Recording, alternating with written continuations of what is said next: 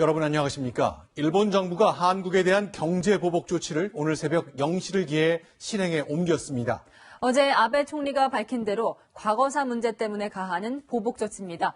한일 관계는 정치와 경제 그리고 과거사가 뒤섞여 바닥부터 흔들리고 있습니다. 마침 오늘은 7월 21일 치러지는 일본 참의원 선거의 공식 선거운동이 시작되는 날입니다.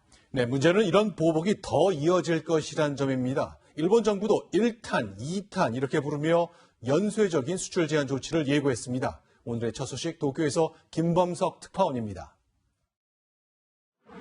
일본 정부가 오늘부터 한국 수출 규제에 들어갔습니다.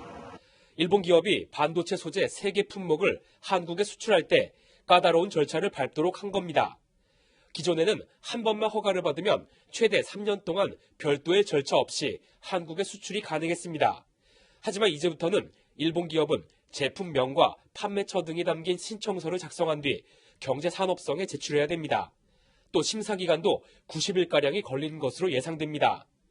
일본 기업들도 당혹스럽다는 반응입니다. 多分皆さんもちょっと困惑してるかと思うんですね。こちらサイドの方もですね、突然の話なんで、ただもう少し時間は欲しいですね。 네, 파나소닉 등 일본 전자 대기업들도 한국산 반도체 공급 차질을 우려하고 있습니다. 일본 대표 기업인 소니는 TV 생산 중단을 우려하는 것으로 알려졌습니다.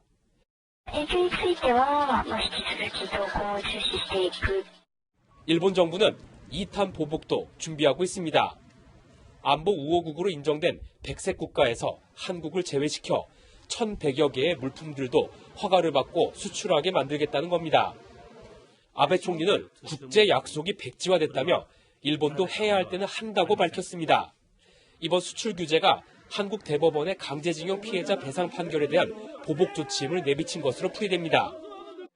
이런 가운데 일본은 오늘부터 참의원 선거운동에 돌입했습니다.